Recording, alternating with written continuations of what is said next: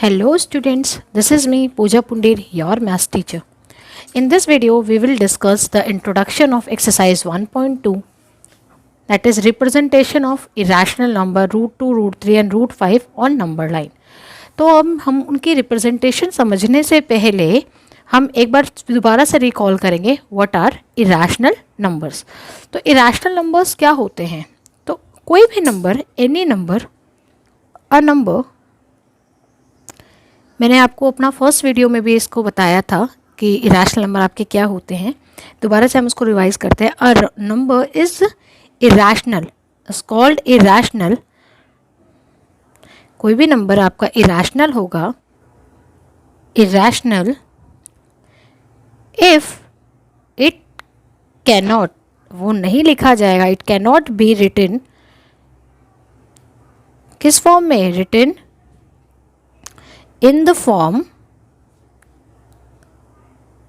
p by q, where p और q क्या थे आपके? p and q are integers, p and q are integers and q cannot be 0. अगर कोई भी नंबर जिसको आप p by q फॉर्म में नहीं लिख सकते, मीन ऐसा कोई भी नंबर, देखो 4/5 हो, -2/3 हो, या 0/1 हो, या -4/1 हो, कोई भी नंबर जिसको हम p बाई क्यू फॉर्म में, मीन अपॉन फॉर्म में जिसको हम लिख पाते हैं, वो हमारे क्या हो जाते हैं? रैशनल हो जाते हैं. वो हमारे कौन से नंबर होते हैं? रैशनल नंबर होते हैं. बस हमारा डिनोमिनेटर में कहीं भी ज़ीरो नहीं होना चाहिए. तो ये जब नंबर रैशनल है, तो ऐसे वो नंबर जिनको हम इस फॉर्मेट में नहीं लिख सकते, वो क्या होंगे? इरेशनल होंगे. तो अब इसके बाद आता है हमारा इरेशनल नंबर हम कैसे पहचानेंगे. ठीक है, तो इरेशनल नंबर के कुछ टाइप ऑफ इरेशनल नंबर्स हैं. फॉर एग्जांपल जैसे हमारे रूट के जो नंबर होते हैं, लाइक रूट 2, रूट 3. ठीक है, अब जैसे रूट 4 है, देखो रूट 4 के हमारे पास दो वैल्यूज़ होती हैं, एक +2 और एक -2. क्यों? देखो 2 का स्क्वायर भी 4 होता है और -2 का स्क्वायर भी 4 होता है. तो ये इरेशनल नंबर नहीं है, ये रैशनल है. लाइक रूट 5 हो गए, है ना, ये इस तरीके के नंबर. और नॉन टर्मिनेटिंग, नॉन रिपीटिंग, जो कभी टर्मिनेट नहीं हो रहा है, कभी रिपीट नहीं हो रहा है, चलता जा रहा है, कोई ऐसा डेसिमल एक्सपेंशन हो, ये भी हमारा इरेशनल होगा. और पाई, पाई हमारा इरेशनल नंबर है. तो एक मैथमेटिशियन है पाइथागोरस, आपने सुना भी होगा, पाइथागोरस थ्योरम भी उन्होंने ही बनाया था. उन्होंने रूट 2 को इरेशनल नंबर प्रूफ किया था. ठीक है, तो ये हमारा हो गया इरेशनल नंबर और टाइप ऑफ इरेशनल नंबर्स. अब हम इसको रिप्रेजेंट कैसे करेंगे? नंबर लाइन पर हम उसको रिप्रेजेंट कैसे करेंगे? तो उसको समझने से पहले आप एक बात हमेशा याद रखिएगा कि जब रियल नंबर लाइन होती है ना, मीन लेटेड बी कि मेरे पास, मैं कोई नंबर लाइन ड्रॉ कर रही हूँ. ठीक है, मैंने कोई एक नंबर लाइन ड्रॉ किया और इस नंबर लाइन पर मान लीजिए यहाँ 0 है, ये 1 है, ये 2 है, यहाँ -1 है. तो इसके बीच में देर आर इनफाइनाइट, इसके बीच में हो या फिर इसके बीच में हो, देर आर इनफाइनाइट, बहुत सारे इनफाइनाइट रैशनल और इरेशनल नंबर लाई करते हैं. रैशनल और इरेशनल नंबर आते हैं. ठीक है, इनफाइनाइट. और हर पॉइंट, मान लो ये पॉइंट है ना अगर कोई, तो ये किसी एक यूनिक रैशनल और इरेशनल नंबर को समय रिप्रेजेंट कर रहा होगा. मतलब ऐसा नहीं हो सकता कि इसी पॉइंट पर दो नंबर आ जाए, एक पॉइंट पर एक ही नंबर लाई करेगा. और जितने भी इरेशनल हो या रैशनल हो, सारे नंबर लाइन पर रिप्रेजेंट करते हैं. तो हम इसे स्टेटमेंट वाइज कैसे लिखेंगे? हम ऐसे लिखेंगे कि every real number represented by a unique point on number line.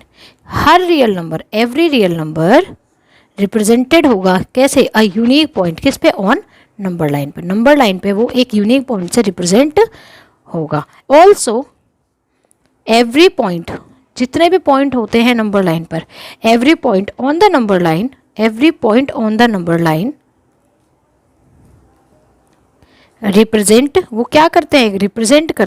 represents a unique real number. Unique real number.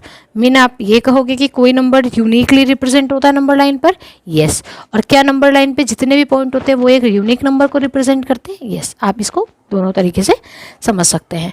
अब हम बात करते हैं representation of √2, √3 and √5 on real number line. तो रियल क्या, हम सीधा लिखेंगे नंबर लाइन, क्योंकि अभी आपके पास रियल नंबर्स ही हैं, कॉम्प्लेक्स नंबर तो आप 11th में पढ़ेंगे ऑन नंबर लाइन।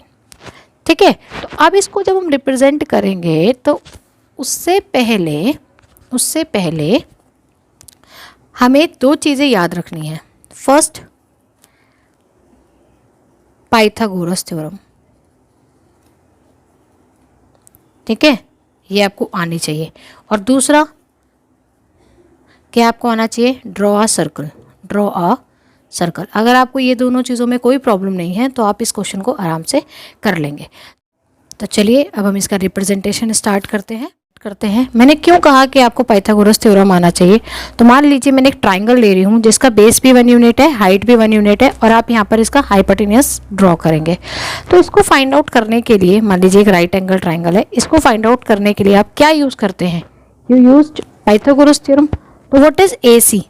AC क्या होगा, आपको पता है, hypotenuse square is equal to base square plus, देखिए अब क्या आएगा आपके पास, आपने यहाँ पर AC आपके पास नहीं है, लेकिन AB आपके पास 1 स्क्वायर है और BC भी आपके पास 1 स्क्वायर है।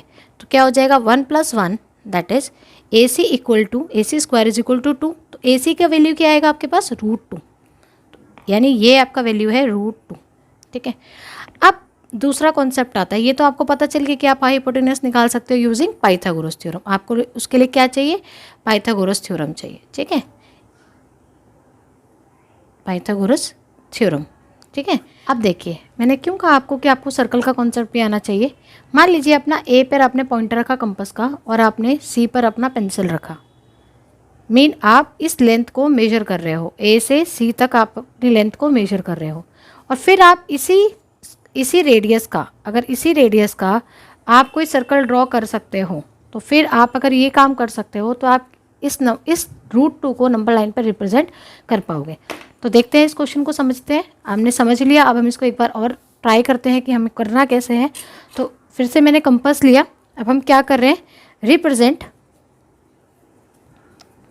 √2 ऑन नंबर लाइन। हम √2 को नंबर लाइन पर रिप्रेजेंट कर, now it is visible to all, ये 0 है और ये 1 है। अब जितना मैंने यहाँ पर 1 यूनिट लिया था, देखो ध्यान से, जो 1 यूनिट मैंने यहाँ लिया था वही 1 यूनिट मुझे परपेंडिकुलर डिस्टेंस पर भी वही 1 यूनिट मुझे लेना है, उतना ही 1 यूनिट मुझे रखना है, बिल्कुल परपेंडिकुलर आपका होना चाहिए। मैंने 3 सेंटीमीटर का 1 यूनिट लिया था, मतलब इतना, जो आपका ये पोर्शन है वही आपका ये होना चाहिए, मीन ये भी आपका 1 यूनिट ही होना चाहिए। अब ये 1 यूनिट कैसा भी हो, मतलब आप 1 सेंटीमीटर का लो, 2 का, 3 का, मैंने थोड़ा बढ़ा लिया है समझाने के लिए। अब मैंने क्या किया, इसको और इसको ज्वाइन करा दिया। मैंने अभी आपको यहाँ बताया कि अगर ये 1 यूनिट है, ये 1 यूनिट है, तो ये वाला लेंथ हमारा कितना आता है, √2 आता है यूजिंग पाइथागोरस थ्योरम। तो ये मान लीजिए A है, ये आपका ये O है, लेट इट बी A, ये पॉइंट आपका B है और ये पॉइंट आपका C है। तो edge AB equal to 1 unit लेंगे आप, 1 यूनिट, ठीक है, और BC equal to again 1 unit. तो बाय पाइथागोरस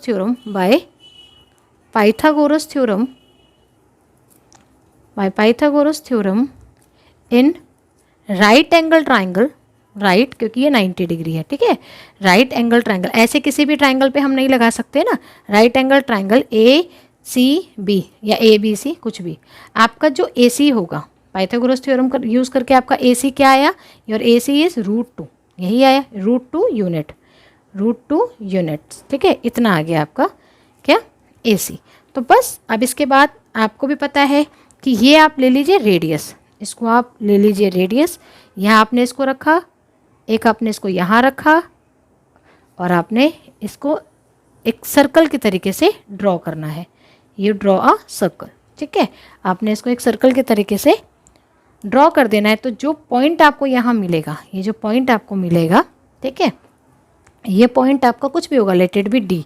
तो जो ये जो पॉइंट आएगा ना, अब आप खुद सोचो, जब ये √2 है तो ये वाला लेंथ भी तो आपका √2 होगा यहाँ से यहाँ तक। मीन OD भी आपका क्या होगा, √2 यूनिट ही तो होगा। जब OC और OD सर्कल से तो बन रहे हैं, ये भी आपका रेडियस है, ये भी आपका रेडियस है, √2 यूनिट्स। तो जो D है, ऑन पॉइंट D और नंबर लाइन क्या आएगा आपका, √2 इज रिप्रेजेंटेड कि आपने किस पॉइंट पर रिप्रेजेंट किया √2 को, D पर। Got it. अब इसके बाद हम करते हैं √3। We have to do representation of √3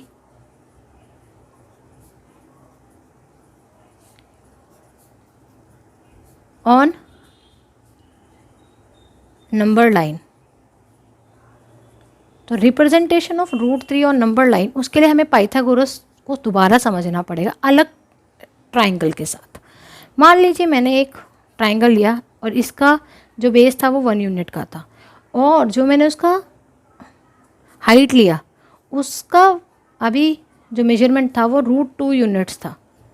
ध्यान से समझिएगा। तो हमारा हाइपोटेन्यूस कितना आएगा, लेट इट बी, फिर से ये ट्राइंगल आपका ABC है, यहाँ आपका AB क्या है, 1 यूनिट है, और आपका BC क्या है, √2 यूनिट्स है, √2 units.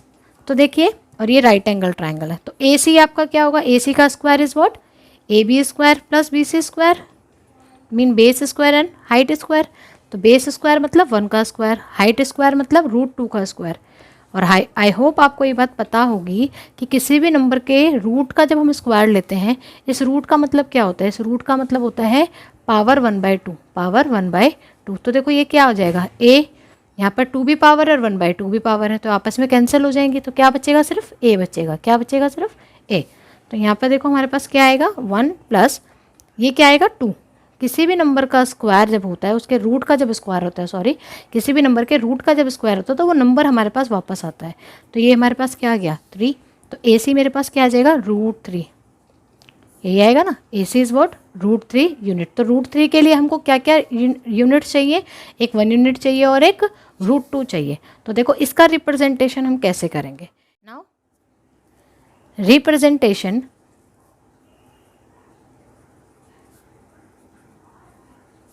of √3 on number line। ठीक है, तो इसके रिप्रेजेंटेशन हम कैसे करेंगे, स्टार्टिंग से समझिएगा आराम से। मैंने क्या किया, मैंने एक नंबर लाइन ड्रॉ की, मैंने यहाँ 0 लिया और फिर से मैंने 3 यूनिट का ही 1 यूनिट लिया, मतलब ये 0 है और मैंने यहाँ 1 लिया, ये मैंने 1 यूनिट लिया। अब हमें इसमें क्या चाहिए, √2 चाहिए, √3 को रिप्रेजेंट करने के लिए √2 चाहिए। तो देखो यहाँ पर मैं क्या लिखूँगी, 1 यूनिट। क्या आएगा मेरा, 1 यूनिट। ठीक है, तो ये क्या हो जाएगा, ये भी 1 है, ये भी 1 है। तो जब मैं इसको ज्वाइन करूँगी तो मैंने अभी आपको बताया था ना कि ये क्या बनेगा मेरा, √2। ये 1 है, ये 1 है, तो ये क्या आएगा, √2। अब ध्यान से समझना इस चीज़ को, हमें फिर से यहाँ पर एक ट्राइंगल बनाना है 90 डिग्री का। ठीक है, तो कैसे बनाएंगे, जिसका एक एंगल 90 होगा। तो मैं एक 90 डिग्री ड्रॉ कर रही हूँ, ध्यान से आप देखिएगा। मैंने ऐसे लिया, फिर मैंने एक 60 को ड्रॉ किया और 60 के बाद मैंने 90 का कट लगा लिया। 90 का कट लगाने के बाद मैंने इसको यहाँ इससे जॉइन कराया हल्का सा, बिल्कुल। ठीक है, और जो मेरा ये यहाँ 1 यूनिट था, जो 1 यूनिट यहाँ था, वही 1 यूनिट मैंने इस लाइन पर रखना है, मतलब यहाँ तक बस। तो ये मेरा √2 हो गया और ये क्या हो गया मेरा, 1 यूनिट यहाँ तक। अब जब मैं इसको ज्वाइन करूँगी तो बाय यूजिंग पाइथागोरस थ्योरम, देखो ये 1 है, ये √2 है। जैसा कि मैंने आपको पहले भी समझाया अपने, अभी जब मैंने आपको इसका कॉन्सेप्ट बताया था तो मैंने यही आपको बताया था कि जब 1 होगा और √2 होगा तो दोनों को मिला के यहाँ √3 आ जाएगा। ऐसे ही अब देखो यहाँ √2 है या 1 है, वो कोई फ़र्क नहीं पड़ता, आप √2 यहाँ रख लो, 1 यहाँ रख लो, या √2 इधर रख लो, 1 इधर, वो एक ही आएगा आंसर इसका। तो यहाँ पर जो हमारी यूनिट आएगी वो क्या आएगी, √3 यूनिट्स। क्या आएगा, √3 यूनिट्स।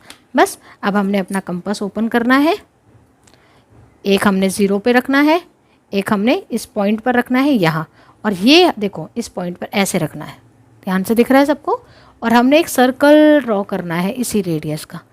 तो ये हमें कट कहाँ मिला, यहाँ। तो मैंने आपको बताया ना, जो रेडियस सर्कल का यहाँ होगा वही रेडियस यहाँ होगा, मतलब यहाँ से लेकर इतना यूनिट, ये कितना होगा आपका √3। तो ये जो पॉइंट होगा ये point P। So point P और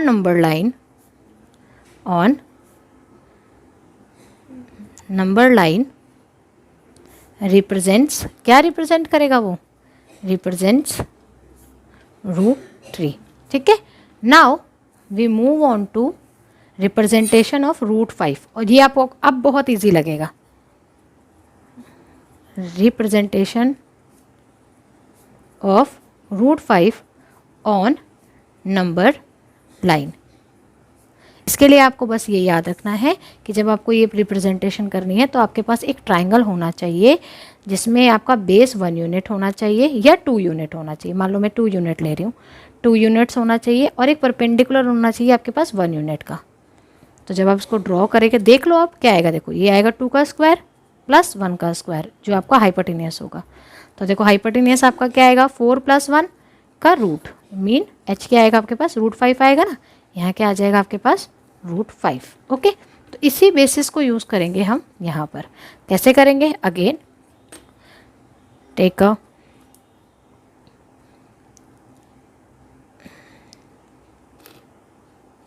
स्केल एंड मान लीजिए मैंने यहाँ 0 रखा, फिर मैंने थोड़ा बड़ा रिप्रेजेंट करने के लिए 1 बनाया और ये मैंने 2 बनाया।